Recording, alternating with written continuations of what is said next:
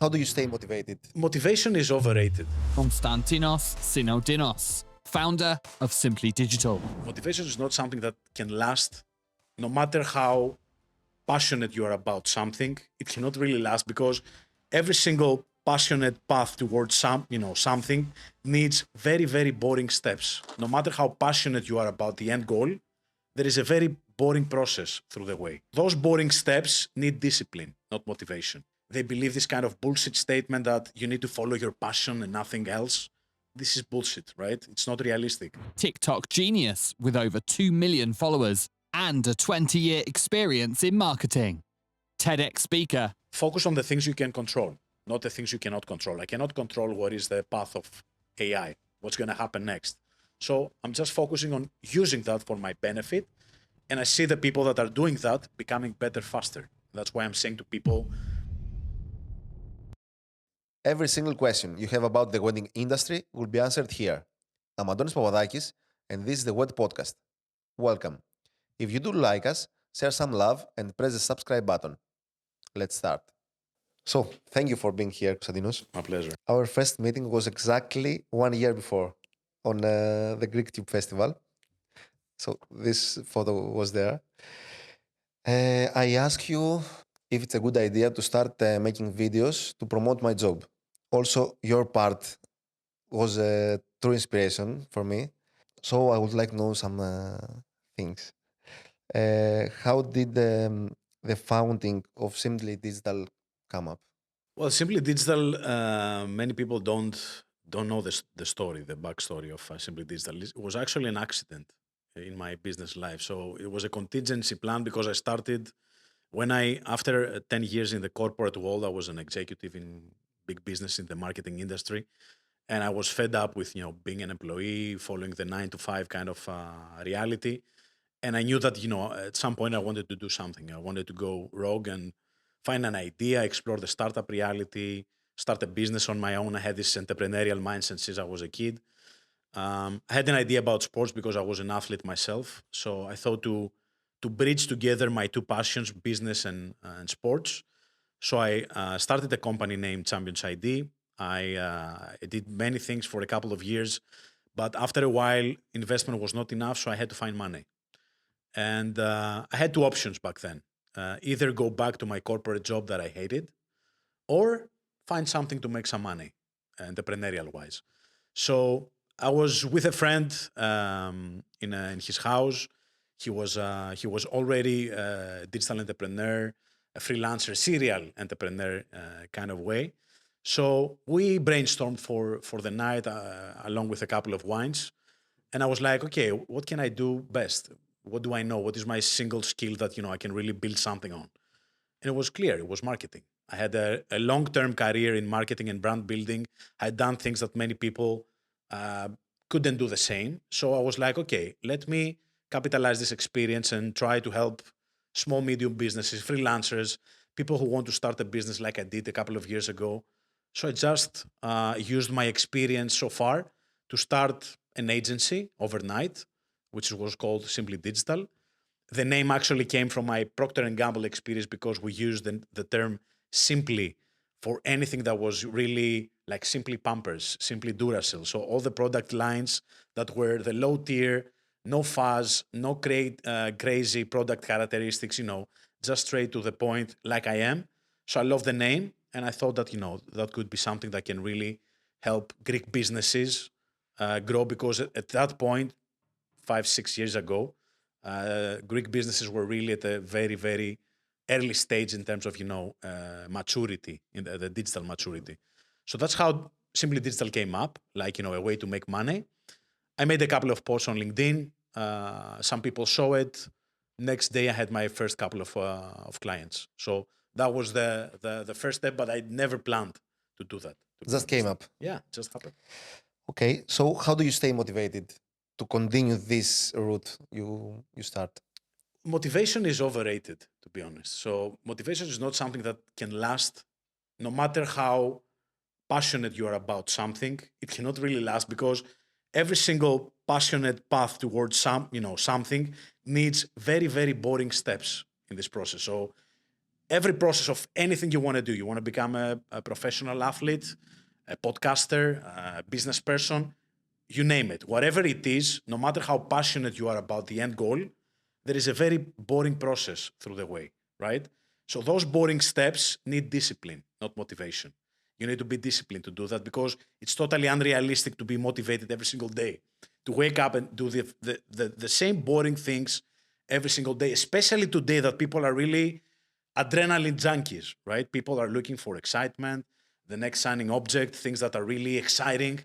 They believe this kind of bullshit statement that you need to follow your passion and nothing else. This is bullshit, right? It's not realistic.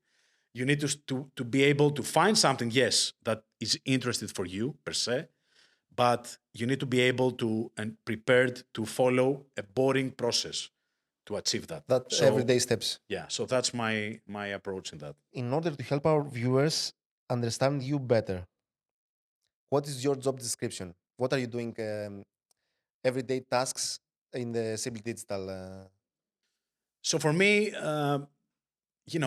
I don't really believe that there are specific roles anymore in the workspace, especially in my workspace. So in the digital entrepreneurship kind of space, there are no specific roles. And I believe that people need to be, multitaskers and wear different caps and be able to do different things and have a wide range of skill sets in order to be valuable, especially now with AI that is taking over very specific tasks, right? So the people that are way more holistic and have a wide range of tasks, they have better chances to become successful. Now, what I do, I'm a digital entrepreneur, so I started building a brand around me. So Simply Digital became Konstantinos, and Konstantinos became Simply Digital. I understood through the way that through video, I can really build a personal brand. And by building that and doing that an international personal brand, I can really build multiple businesses around it. I can do content, I can do sponsored brand deals, I can build an agency, I can start a paid community, I can do consulting, I can do speaking gigs, you name it. Launch products, digital courses, you name it. So there is a wide range of things that you can do if you build a personal brand. So that was my choice. I started with the agency because that was the easiest way, as I told you before, to make some pocket money and start, funding my first passion. But when I started creating content, I realized that I'm not just a content creator. I'm not just a marketeer. I'm a personal brand, and I need to keep that as the first priority. So after this whole introduction, I'm not just a marketeer. I have an agency, so I do agency stuff, work every single day. I have a team. I'm trying to organize them. We're serving clients in the digital space. We're trying to help them grow. I do several branded deals with big companies in the digital space, so I promote them through my social media. I'm consulting businesses, startups, big businesses, people that want to start an idea, and many, many other things that are, as I told you, within the sphere of different things that we do. So you work for two brands, for Simply Digital and Konstantinos Synodinos. Yeah, it's pretty much the same. How you separate the jobs you have to do for these different directions? Because Simply Digital, it's specific the entrepreneurs, and Konstantinos Synodinos, how you brand your personal. There's no separation, to be honest, currently. So um, people know what I do because and that's how the marketing funnel works, right? So they see me on social media, they get to know me in a festival or whatever, right? The awareness stage of the marketing funnel, and then genuinely they want to learn what I do. They follow me. They go to my links. They see on my website what I do, what I can offer to them, what is my journey. So they understand a bit more about me, that I'm not just a creator. I'm way more than that. And that's how they reach out to me. They complete a form in my website. They contact my team. They do a discovery call, and then they become my clients or whatever. So that's how it works, and there is no really separation between those two, right? And that's what the personal brand is all about, which has cons and pros, of course. So about the videos, I guess it's a lot of work behind your videos. You plan them. That's Yeah. right. Not always. I mean, you plan 5 to 6 videos, and you do the filming of all of them together. It depends. It depends on the mood. It depends on the time that I have. Next week, for example, I will be traveling for 2 weeks, so I have to batch content. I have to create stuff. I need to film stuff and send it to my editors so they can prepare stuff while I'm away. But many times I choose to do something on the spot. Like, I woke up, I have an idea, or just read something. Like a couple of days ago, there was the news about TikTok about to get banned in US, right? So I had to do a video at that moment. I couldn't just, create something that it was batched 2 weeks ago. And especially in my field, you cannot really batch ahead too long because things are happening too fast. Things are changing too fast. And if I make a video 2 weeks later about something happening today, it's old news, right? And especially at the stage that I am, I need to be ahead. I need to be the first one to say something. So many times I just do things on the spot. So I am gonna read something that you said at one of your videos. AI is not gonna steal your job. People that use AI are definitely gonna steal your job. Give us an explain about this. Yeah, that's a big discussion happening, especially in the people that are not very tech savvy. They're not very involved in technology. They're all and this comes in back into the human nature. We tend to fear whatever we don't know, right? Um, it seems scary, and for some people that are into AI and realize what's happening, it might be scary as well because we understand that we're at year zero right now. It's just the birth date of AI, so things are evolving very fast. We see different things happening. People from OpenAI are saying that we cannot really predict where this thing happening. Elon Musk is saying that we're very close to lose the control of AI. So yeah, this sounds scary, but as a person, as a human, as a creator, I always try to say to people, focus on the things you can control, not the things you cannot control. I cannot control what is the path of AI, what's going to happen next. I cannot, you cannot, right? So I want to focus on the things that I control. And the things that I can control is using the tools that I have available right now, even the free ones, and understanding how those things can help me do more, produce more content, be faster with my decisions, research faster and better, right? Get more knowledge that I would do before by opening 20 different websites to make a research myself. So I'm just focusing on using that for my benefit. And I see the people that are doing that becoming better faster. And that's why I'm saying to people, don't worry about losing your job. Try to be better with AI. Try to use it. As a tool. Exactly. And you're going to be better than 90% of people staying scared in a corner, being afraid of the future. So it doesn't work like that. How you found the new tools? Well, research. I follow, specific websites and research places. I do my own research. I have a team that is doing research on Twitter, on LinkedIn. We just launched a new website called Best Free AI Websites, which it's a huge library of AI tools, and we're trying to aggregate every single day what's coming and what's new. So, and many people reach out to me with new tools, and that's how I get informed. Of course, I don't know every single one of them because there are millions out there. Every single day, more are coming, but at least I know the important players in the game. In case you haven't done it already, please hit the subscribe button of our channel so that we keep growing. The more you help us grow, the more interesting professionals we will be able to host. So, subscribe today. So let's go to the wedding industry. A lot of couples that we are changing emails and a lot of information that are coming to us. Can any of AI tools help the wedding professionals deal with this information that are coming to our brands? So obviously, every profession has different peculiarities and different, processes and workflows, right? I'm not aware of the workflows of a wedding planner or of a wedding professional, whatever. What's the day to day, what they do, what they don't.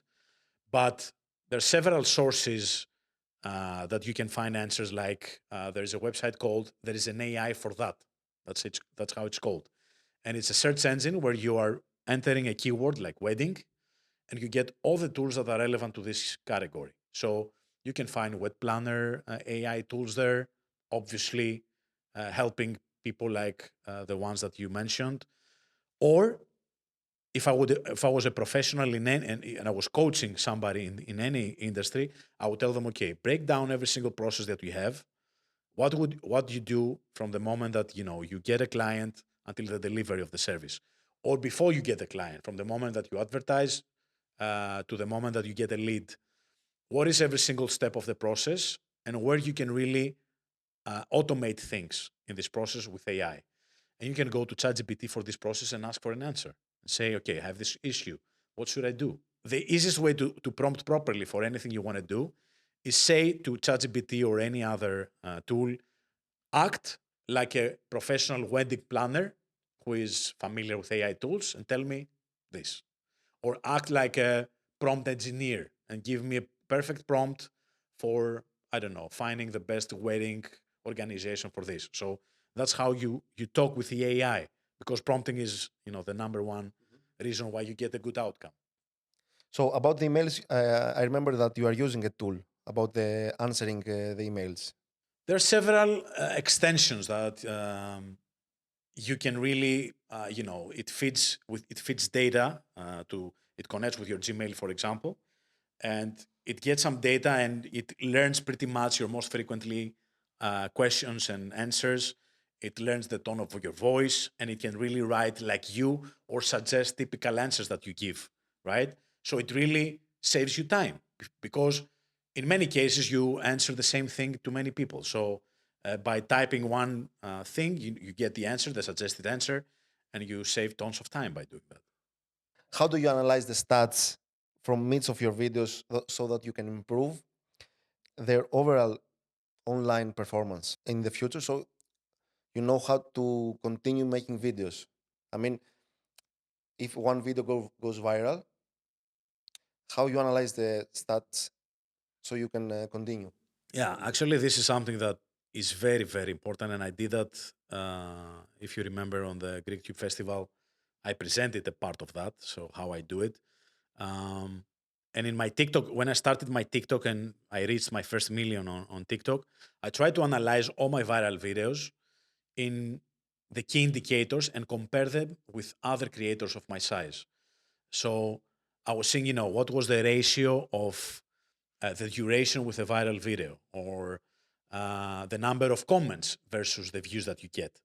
And now the platforms, especially YouTube, which is the king of analytics, it gives you a huge variety of analytics to understand everything you want to take a decision upon.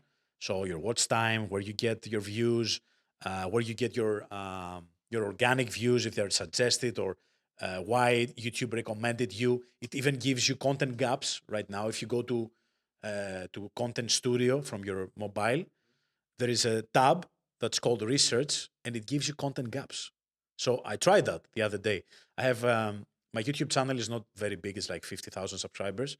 So I was looking for ideas, and if I went to Research tab, I saw that there was a gap about digital products in 2024. I'm like, okay, let me make this video about that. I did a quite good video, like 20 minutes long. It got like 150K views in 2 weeks. It was by far my most successful video. And that was from a recommendation of YouTube itself. Like it told me, I didn't know this. hey, do this video, it's gonna perform well.